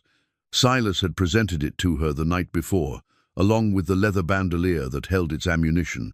"It belonged to my grandfather during the war," he'd said, his voice carrying the weight of family history. "My father carried it when he fought the Kellermans, and I've used it to keep this mountain safe for 10 years. Now it's yours, Clara. Use it to protect what matters." The rifle felt heavy in her hands, not just with physical weight, but with the responsibility it represented. She was no longer the helpless daughter of a debtor, dependent on others for protection. She was Clara Boone, armed and dangerous, and ready to fight for justice. "Ready?" Silas asked, leading the horses around to the front of the cabin. Clara took one last look at their home, the solid walls Silas had built with his own hands, the windows that caught the morning light, the porch where they'd shared quiet evenings and learned to trust each other. It might be days or weeks before they saw it again, if they ever did. "Ready," she said, shouldering the rifle and walking down the steps to her horse. The descent down the mountain was treacherous in the early morning light, the trail slick with dew and shadows that concealed loose rocks and sudden drops. But both horses were sure-footed mountain animals, and they picked their way carefully down the narrow switchbacks that led toward the valley floor. As they rode, Silas shared what he knew about the current situation in Cedar Falls. Carter and his deputies had returned to town after their failed attempt to retrieve Clara, but they'd left behind a network of informants and paid watchers. Fitzgerald had also hired additional Mengun fighters and bounty hunters who weren't constrained by the legal niceties that bound territorial marshals. "He's turning Cedar Falls into an armed camp," Silas explained as they navigated a particularly difficult section of trail. "Anyone who might be sympathetic to us has been threatened or bought off. The ones who can't be intimidated are being watched so closely they can't move without Fitzgerald knowing about it." "What about Father Mackenzie?" Clara asked. "He performed our wedding ceremony. Surely he'll testify that it was legal and consensual." Silas's expression darkened. Mackenzie left town 3 days after our wedding. Word is he received a better offer from a parish in California, but people talk. They say he looked scared when he packed up his things. Clara felt a chill that had nothing to do with the mountain air. If Fitzgerald was willing to drive away a priest to prevent testimony that might support their case, what lengths would he go to silence them permanently? They rode in contemplative silence for the next hour, each lost in their own thoughts about what lay ahead. The trail gradually widened as they descended, joining with other paths that led down from the high country. Soon they would reach the main road that connected Cedar Falls with the outside world, and their approach to the town would be observed and reported within minutes. "There's something I need to tell you," Clara said as they paused to rest the horses at a stream crossing, "about what happens if we don't succeed." Silas looked up from where he was checking his horse's hooves. "We'll succeed. But if we don't," Clara pressed on, "if Fitzgerald's corruption runs deeper than we think, if the evidence isn't enough, I want you to know that I don't regret any of it. Not the marriage, not coming to your mountain, not this decision to fight back. Whatever happens, I'm glad I got to know the man behind the reputation." Silas straightened slowly, his grey eyes serious. "Clara, let me finish," she said. "I spent my whole life being careful, doing what was expected, following the rules that other people made for me. But these past weeks with you, I've never felt more alive, more like the person I was meant to be. You gave me that, Silas. You gave me the courage to be myself." Silas crossed to where she stood and took her hands in his, the familiar roughness of his palms comforting against her skin. "You had that courage all along?" he said quietly. "I just gave you a reason to use it." He leaned down and kissed her then, a gentle kiss that tasted of coffee and mountain air and the promise of a future they might not live to see. When they broke apart, Clara felt the familiar warmth spread through her chest, the feeling that had grown stronger every day since their awkward beginning. "I love you," she said, the words coming easily despite their magnitude. "I know we started this as strangers, but somewhere along the way—" "I love you too," Silas said, his voice rough with emotion. "More than I thought I could love anyone after Mary left. You brought me back to life, Clara Boone." They held each other beside the mountain stream, surrounded by the wilderness that had become their sanctuary, preparing to leave it behind for a confrontation that would determine not just their fate, but the future of everyone Harold Fitzgerald had wronged. The final approach to Cedar Falls required careful planning.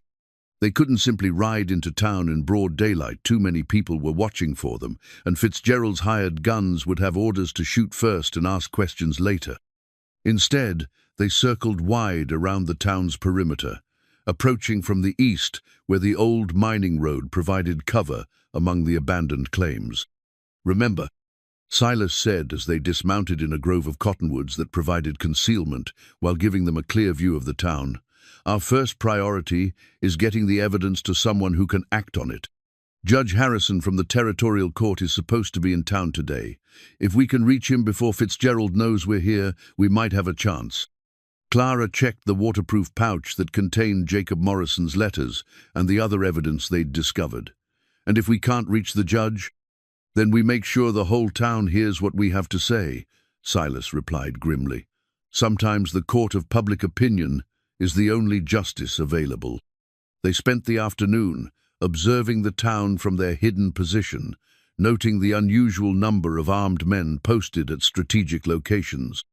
Fitzgerald had indeed turned Cedar Falls into an armed camp, with guards at the hotel where Judge Harrison was staying, watchers on every road leading into town, and suspicious-looking men lounging near the church, the general store, and anywhere else townspeople might gather.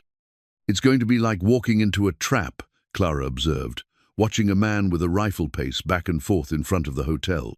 "Every trap has a weakness," Silas said, lowering his spyglass. "Fitzgerald's hired professionals, but they don't know this town the way we do.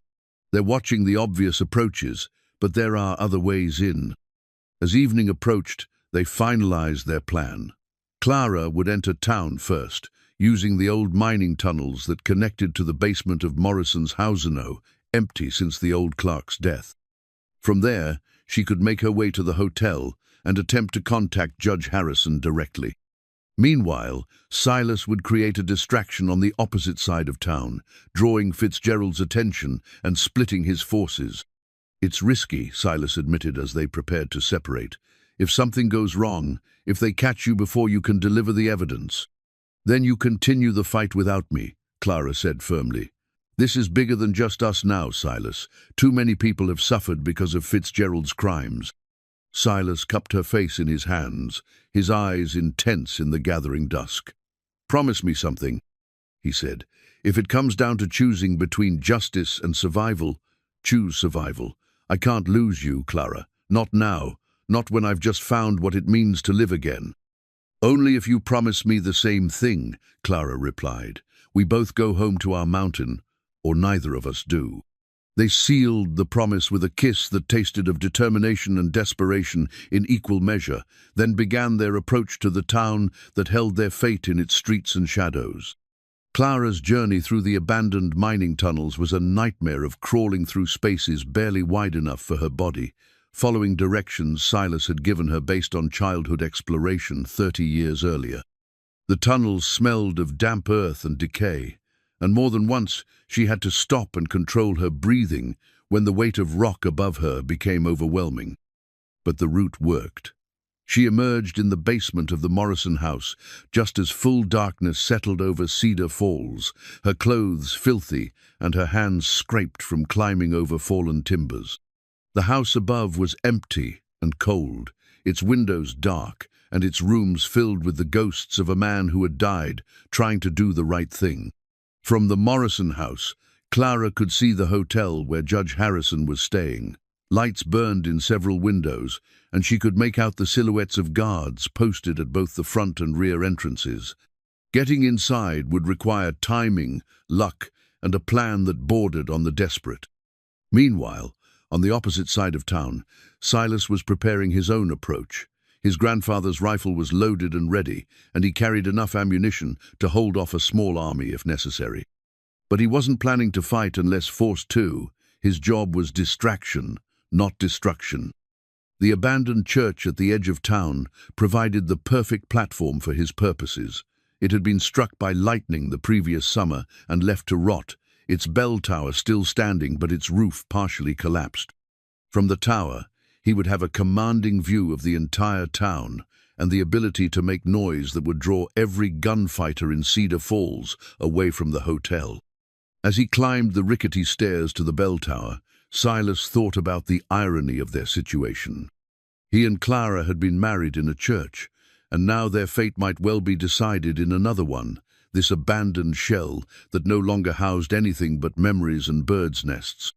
At exactly 9 o'clock, Clara made her move. She slipped from the Morrison house and crossed the narrow alley to the hotel's rear entrance, timing her approach to coincide with the guards' routine patrol around the building. The back door was locked, but the window beside it was merely latched, and she was small enough to slip through without making a sound. The hotel's back stairs led directly to the second floor, where Judge Harrison was staying according to the register she'd glimpsed through the front window. She climbed carefully, avoiding the steps she knew would creak, her heart hammering so loudly she was certain everyone in the building could hear it. Room 7. She found it at the end of the hallway, a thin line of light visible under the door. Clara paused, gathering her courage for what might be the most important conversation of her life, then knocked softly. "Judge Harrison," she whispered. "My name is Clara Boone, and I have evidence of murder that you need to see." The response was immediate, the scrape of a chair, footsteps crossing the room, and the sound of a bolt being drawn back. The door opened to reveal a distinguished man in his 60s, with silver hair and intelligent eyes that quickly took in Clara's disheveled appearance. "Mrs. Boone," he said quietly, "I was wondering when you would appear. Please, come in quickly." Clara slipped into the room, surprised by his lack of surprise at her presence. "You were expecting me?" Judge Harrison closed and bolted the door before answering. "I've been hearing interesting stories since I arrived in Cedar Falls," he said. Stories about a banker who's accumulated unusual wealth, about a woman who allegedly disappeared against her will, and about a mountain man who may not be the criminal he's been painted as. I was beginning to think I might need to investigate these stories myself. Clara felt a surge of hope as she pulled the waterproof pouch from inside her jacket. "Then you'll want to see this," she said, spreading Jacob Morrison's evidence across the judge's desk. As Judge Harrison examined the blood-stained letters and documents, his expression grew increasingly grim. "This is damning evidence," he said finally. "If even half of what Morrison documented is true, Harold Fitzgerald has been running a criminal enterprise for years." "It's all true," Clara said. "And there's more. He murdered my father to cover up his embezzlement, then tried to force me into marriage to ensure my silence." Judge Harrison looked up from the papers, his eyes hard as flint. "Mrs. Boone, if you're willing to testify to these facts under oath, I can issue warrants tonight that will put an end to Fitzgerald's operation." Clara felt relief flood through her, so intense it made her knees weak. They'd done it. The evidence had been delivered, and justice would finally... The sound of gunfire from across town cut through her triumph like a blade. Single shots at first. Then the rapid crack of multiple rifles as Silas's distraction turned into something far more deadly than either of them had planned.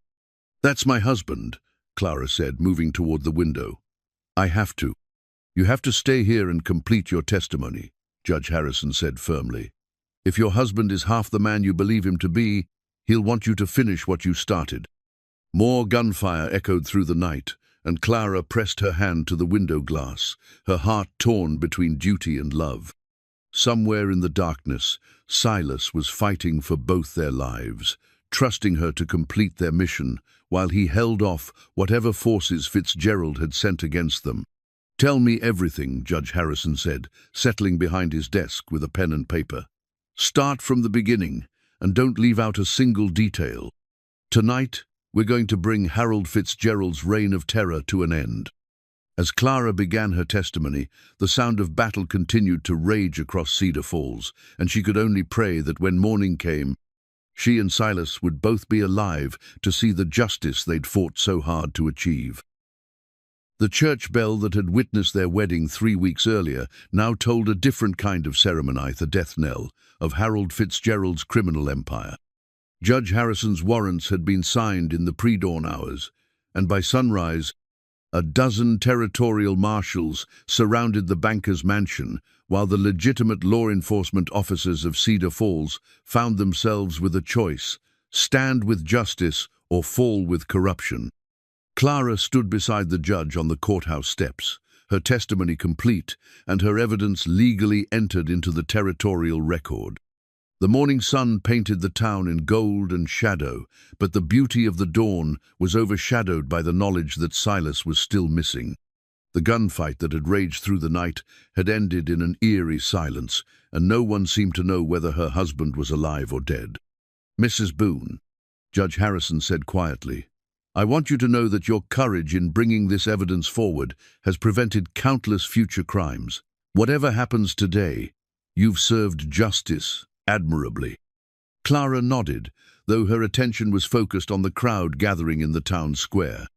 Word of the warrants had spread quickly through Cedar Falls, and people were emerging from their homes to witness the fall of the man who had controlled their lives for so long. "There," Judge Harrison said, pointing toward the mansion at the end of Main Street. "They're bringing him out." Harold Fitzgerald emerged from his house in handcuffs, flanked by 2 marshals, and looking nothing like the powerful banker who had tried to buy Clara at auction. His usually immaculate clothes were wrinkled and stained, his pale skin had taken on a sickly pallor, and his eyes darted nervously over the crowd, as if searching for allies who were no longer there. The procession moved slowly down Main Street, giving everyone in Cedar Falls a chance to see their former tormentor brought low. Clara watched the faces in the crowd, some showing satisfaction, others displaying relief, and a few revealing the kind of fear that comes from realizing how close they'd come to disaster. "Where is Silas?" Clara asked Marshal Carter, who had surprisingly turned out to be one of the honest lawmen once Judge Harrison revealed the extent of Fitzgerald's corruption. "We're still looking for him, ma'am," Carter replied, his tone apologetic. The shooting last night was heavy, and there's been some confusion about who was on which side. Clara felt her heart clench with worry. The plan had called for Silas to create a distraction, not to engage in a prolonged gun battle. If he'd been forced to fight, if he'd been wounded or worse, Clara. The voice cut through her dark thoughts, like sunlight through storm clouds.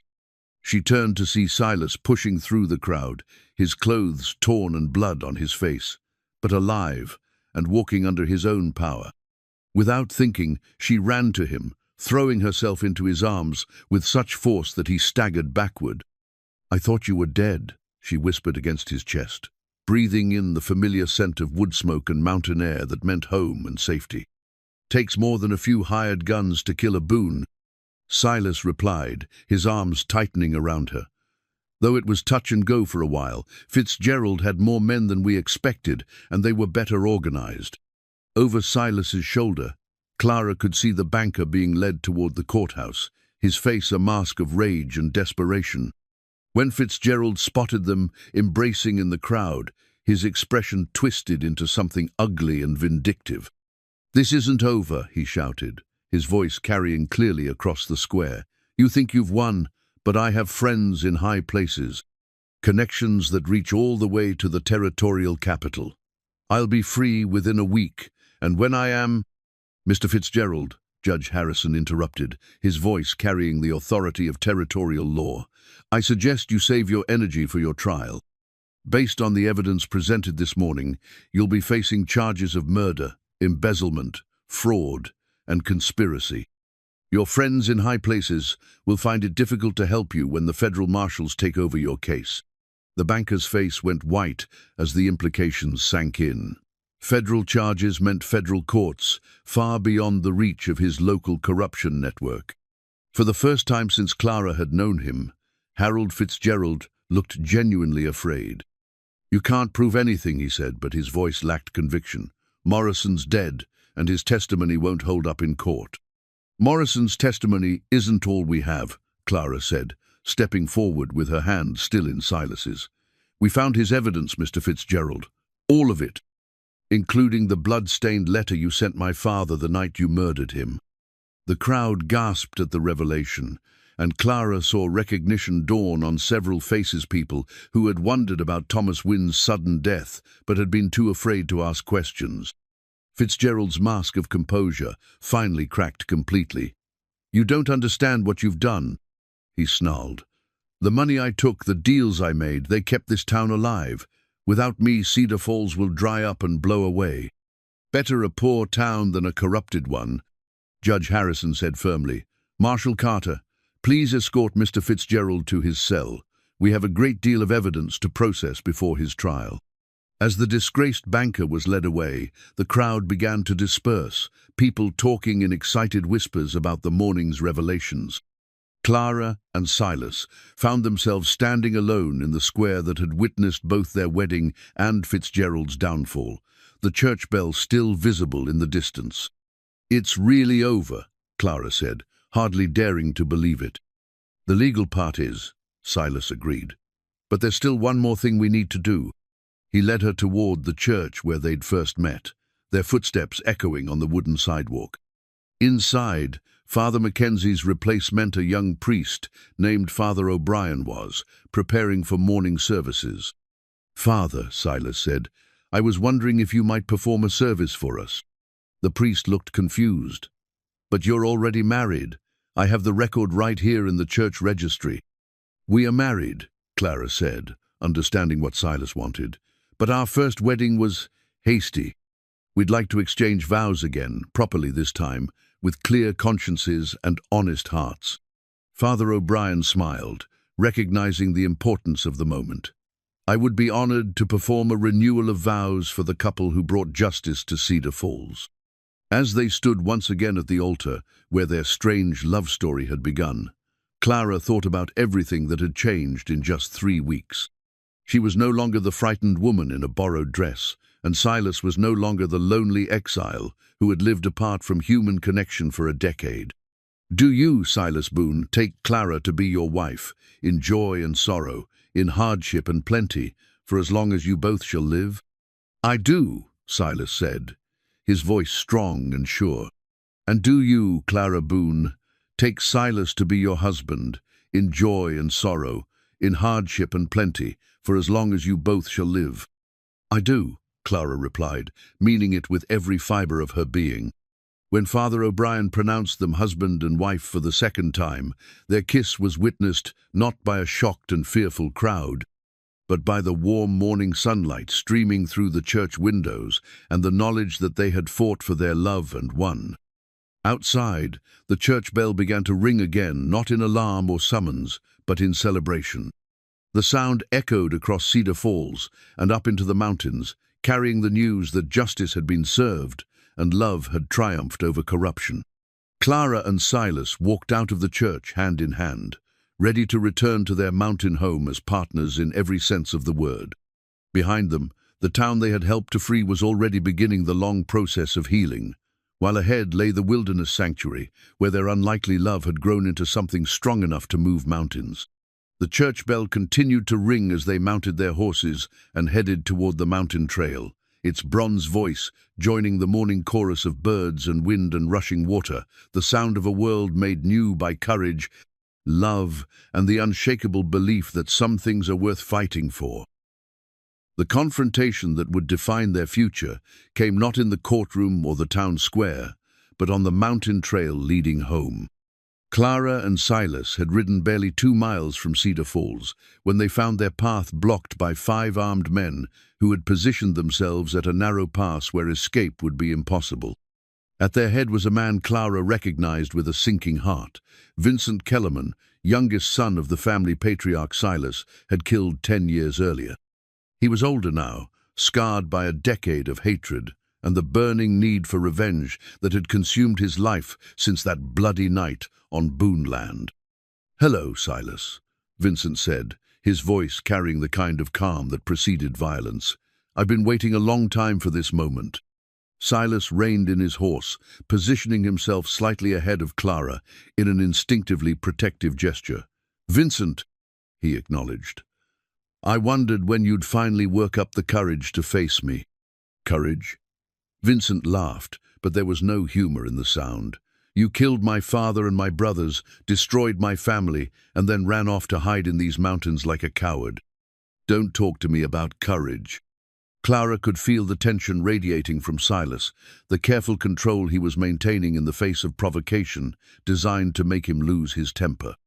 She remembered the stories he'd told her about the Kellerman feud, the injustices that had driven him to violence, and the guilt he'd carried ever since. "Your father came to my land with rope and torches," Silas said quietly. "Your brothers rode with him. I gave them a chance to leave peacefully." "You murdered them in cold blood," Vincent snarled, his hand moving toward his gun. "I defended my family and my property," Silas replied, his own voice hardening. "Same as any man would do, same as you'd do if someone came for what was yours."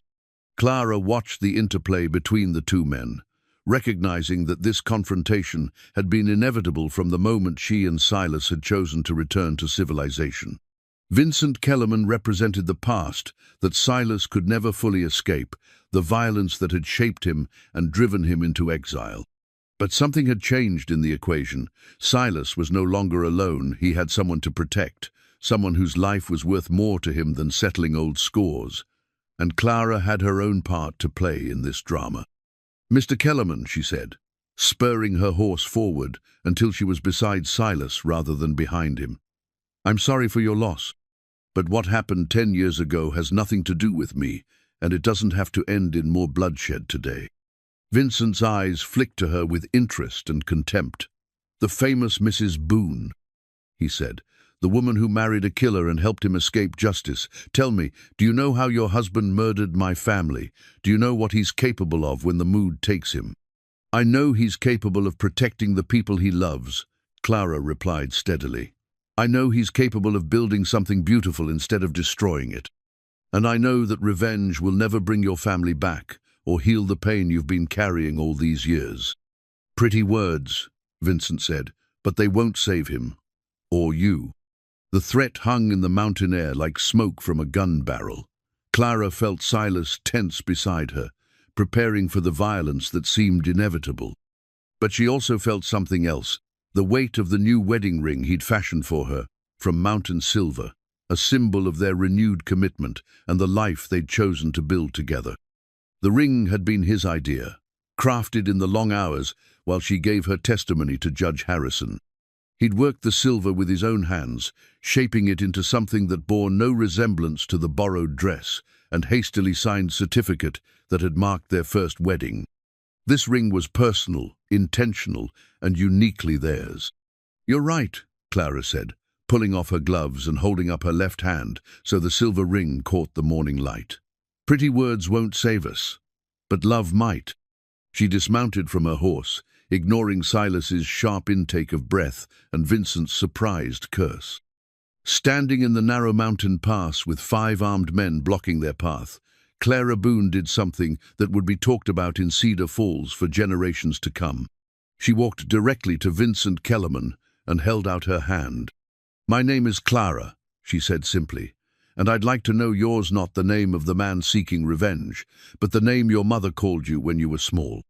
Vincent stared at her extended hand, as if it were a snake that might bite him. "What kind of trick is this?"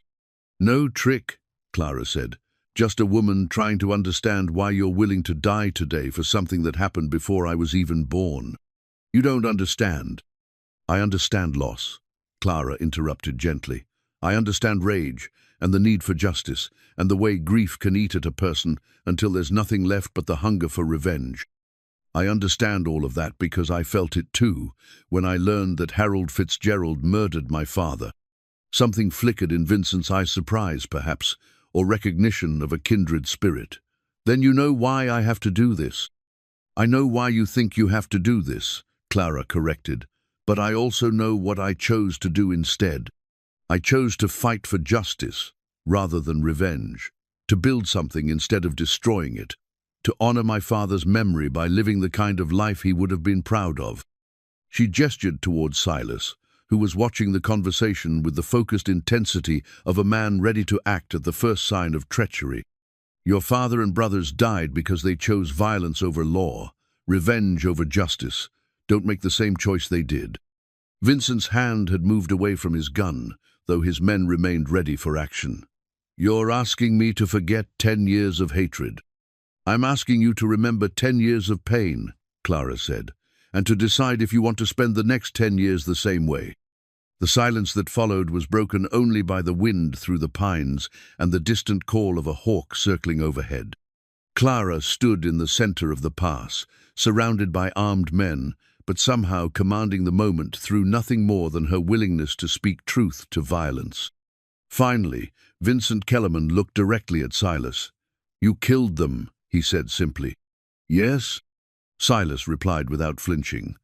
"I killed them because they gave me no choice, but I've carried the weight of those deaths every day since, and I wouldn't wish that burden on any man." "Good," Vincent said, "because living with what you've done is worse punishment than dying for it ever could be." He gestured to his men, who lowered their weapons with obvious reluctance. "We're done here," he said. "But Silas, if you ever come down from that mountain again, if you ever give me cause to think you're a threat to anyone else, this conversation will have a different ending." "Understood," Silas said quietly.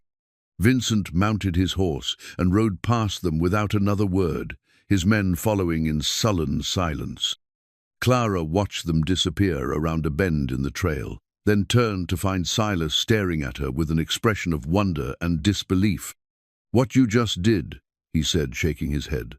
"I've seen men face down entire armies with less courage than you showed walking up to Vincent Kellerman." Clara felt her knees begin to shake with reaction now that the danger was past. "I couldn't let you face him alone," she said. "Not when I knew there might be another way." Silas dismounted and pulled her into his arms, holding her close while the mountain wind whispered through the trees around them. "You saved my life today," he said quietly, "not just from Vincent's guns, but from becoming the kind of man who would have killed him to protect you." Clara pulled back to look at him, seeing the truth in his eyes. He would have fought Vincent and his men, would have added more deaths to the tally he already carried, if she hadn't found a way to break the cycle of violence that had shaped too much of his life. "We saved each other," she said, touching the silver ring that caught the light like a promise made solid. "That's what partners do." They remounted and continued up the trail toward their mountain home, leaving behind the ghosts of old feuds and the weight of past violence. The ring on Clara's finger caught the sunlight as they rode, a symbol of their true union, not the desperate bargain struck in a crowded church, but the conscious choice of two people who had found in each other the strength to build something beautiful from the ashes of their separate tragedies. Behind them, the town of Cedar Falls continued its healing process, while ahead lay the cabin where their love had grown strong enough to move mountains and wise enough to choose mercy over revenge. The silver ring glinted like captured starlight, a tangible reminder that some bonds are forged, not in desperation, but in the conscious choice to face whatever comes together. 1 year later, Clara stood on the cabin porch, watching the sunrise paint Elkhorn Ridge in shades of rose and gold, her hands resting on the gentle swell of her belly where new life grew. The hand-carved cradle beside her rocked gently in the morning breeze, Silas's latest creation, fashioned from mountain pine and polished to silk smoothness during the long winter evenings when the snow had piled higher than the windows. The cradle represented everything their mountain sanctuary had become, a place where love could grow without interference, where two people could build a life based on choice rather than circumstance, and where the future stretched ahead bright with possibility. "Up early again," Silas said, emerging from the cabin with 2 cups of coffee, the familiar ritual that had begun their days for the past year. "The baby's active in the mornings," Clara replied, accepting her cup gratefully. "I think he or she likes the sunrise as much as we do." Silas settled beside her on the bench he'd built along the porch rail, his arms sliding around her shoulders in a gesture that had become as natural as breathing. Below them, the valley spread out in all its wild beauty, morning mist rising from the streams and bird songs echoing off the canyon walls. "Any regrets?" he asked, a question that had become a gentle joke between them. "Just one," Clara said, leaning into his warmth. "I regret that it took a corrupt banker and a wedding auction to bring us together. If I'd been braver, if I'd come to this mountain on my own, we might have found each other sooner." "Everything happened exactly as it needed to," Silas replied, his hand moving to rest protectively over hers on her belly. "We weren't ready for each other before. We needed to be broken a little, needed to learn what we were willing to fight for." Clara thought about the journey that had brought them to this moment, the desperate gamble of their first wedding, the gradual building of trust and affection, the discovery of evidence that had brought justice to Cedar Falls, and finally the confrontation with Vincent Kellerman that had closed the circle of violence that had shaped so much of Silas's past. Harold Fitzgerald had been sentenced to 20 years in territorial prison, his crimes fully exposed and his victims finally receiving justice. The town of Cedar Falls was slowly rebuilding under honest leadership, and the people who had lived in fear of the banker's corruption were learning to trust their neighbors again. Father O'Brien had written to tell them that Sarah Morrison had given birth to a healthy son, and that her husband was proving to be a kind and gentle man who honored her father's memory. Jacob Morrison's sacrifice had not been in vain. His evidence had not only brought down Fitzgerald, but had also ensured his daughter's future happiness. "Do you think we'll ever go back down to town?" Clara asked, though she already knew the answer. "For supplies, maybe. For the birth, if Dr. Patterson thinks it's necessary." Silas tightened his arm around her. "But this mountain is our home now. This is where our children will grow up, where we'll grow old together, where we'll build something that lasts." Clara smiled at the certainty in his voice. Over the past year, they had indeed built something that would last, not just the physical improvements to their homestead, but the deep partnership that had grown from their unlikely beginning. They were no longer the desperate strangers who had kissed at an altar out of mutual need. They were Clara and Silas Boone, husband and wife, partners in every sense that mattered. The cradle rocked gently beside them, waiting for the child who would be the first fruit of their love. Silas had carved it with the same care he brought to everything he built, every curve and joint fitted together with the precision of a man who understood that the most important things in life were worth doing right.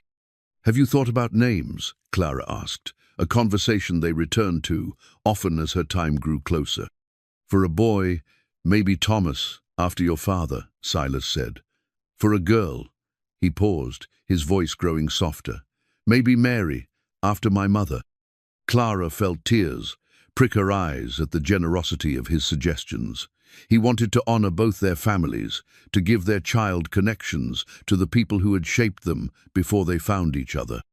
"Thomas Boone," she said, testing the sound of it. "Mary Boone, both beautiful names for a child who'll be lucky enough to grow up here."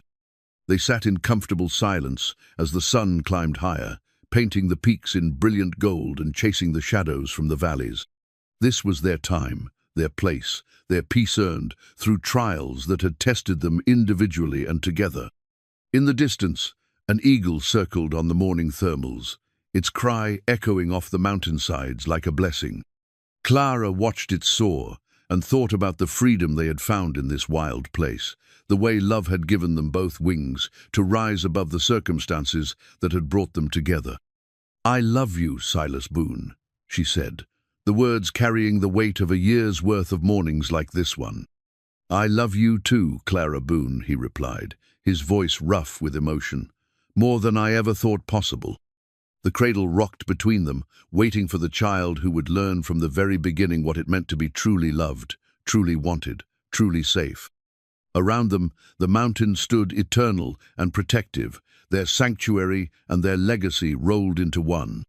Below in the valley, Cedar Falls continued its healing, while here on Elkhorn Ridge, two people who had found each other in the most unlikely circumstances, prepared to welcome new life into a world they had made beautiful through the simple act of choosing love over fear, hope over despair, and building over destroying.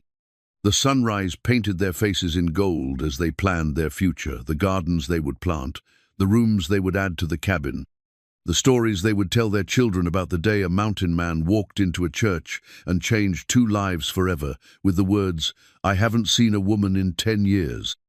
Some love stories begin with grand gestures and passionate declarations. Others start with desperation and grow into something beautiful through patience, courage, and the daily choice to see the best in another person. Clara and Silas Boone had lived both versions, and as they watched the sun rise over their mountain kingdom, they knew they had found something worth more than gold, more lasting than reputation, and more powerful than all the forces that had tried to keep them apart. The cradle rocked gently in the morning breeze, ready to welcome the next chapter of their unlikely love story, a story that had begun with a kiss and a promise, grown strong through trials and trust, and would continue as long as the mountains stood tall and the sun rose each morning over Elkhorn Ridge.